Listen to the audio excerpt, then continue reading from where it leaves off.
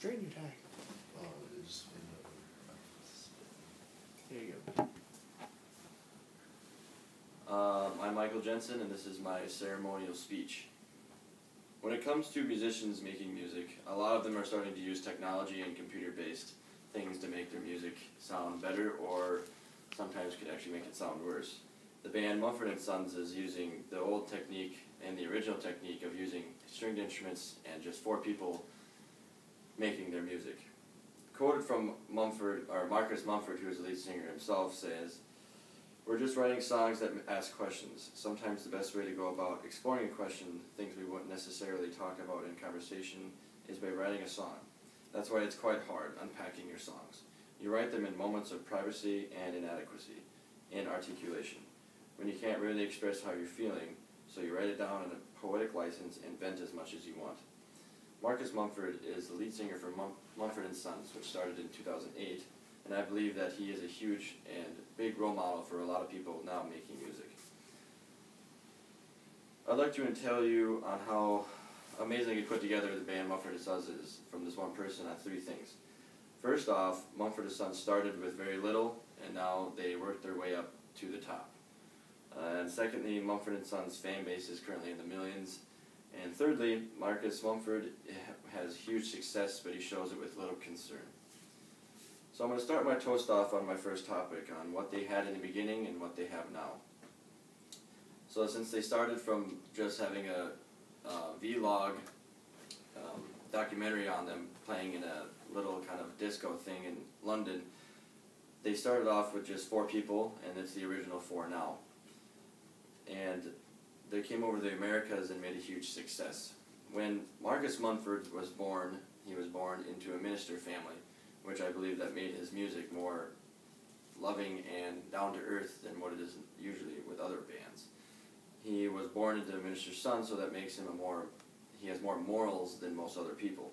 Since he's making good music, I believe that was a big impact on his life, because he quotes a lot about love and war, and a lot of quotes from the Bible. When it started in 2008 in London, they had the original cello, guitar,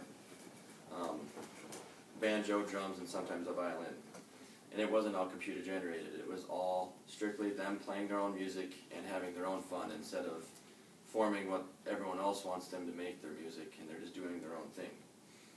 Sometimes with those computer generated songs, they actually sound really good, but at the same time, I believe that more and more people are coming back to the old generic ways with the stringed instruments, and I believe that's that deserves a huge applause for Marcus himself.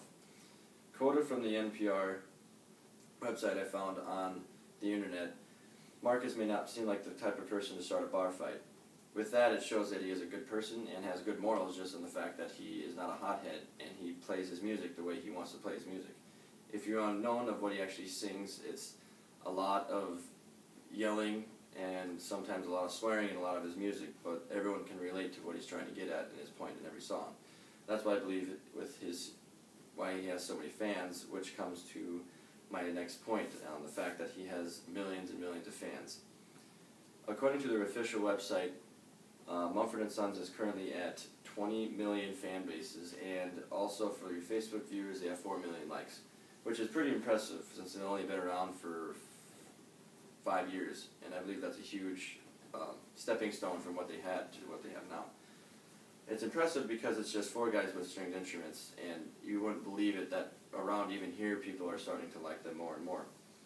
According to the NPR website again, their latest album, Babel, came out in last year, and within just a week they sold 600,000 copies of it.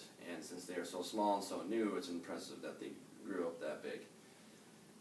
When people hear their good music, they spread it on to their friends, and it's kind of like a leapfrog effect where it goes from one to the other, and more people will find out. Since he has so many fan bases and people that follow him, you can tell that it's not really getting to his head. So that comes to my third point, which is he has so much success, it's not getting to his head. I found a quote from Brainy Quote that what he said for the reason why they're not changing, and why I believe that he is not changing at all.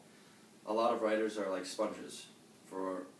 They work around they work for the people around them, and so books are helpful for focusing your mind and literally putting it to words.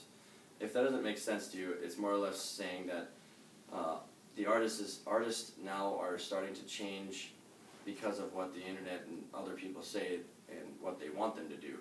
Mumford & Sons aren't like sponges because they literally do whatever they want to do, and they're not going to change for some producer or some choreographer for them to dance. And I believe that people need to be listening to them because it's not really technology, and I believe that they are very good because it's more or less getting back to the acoustic scene. And I believe Marcus Mumford deserves a huge round of applause for his remarkable lyric and his act of kindness when he's on stage, for the three facts that: one, he started at the bottom and now he worked his way all the way up to here in just a short 5 years. Two, for his fan bases in the millions, which explains it on himself. And three, he shows he has a lot of success, but he shows with little concern.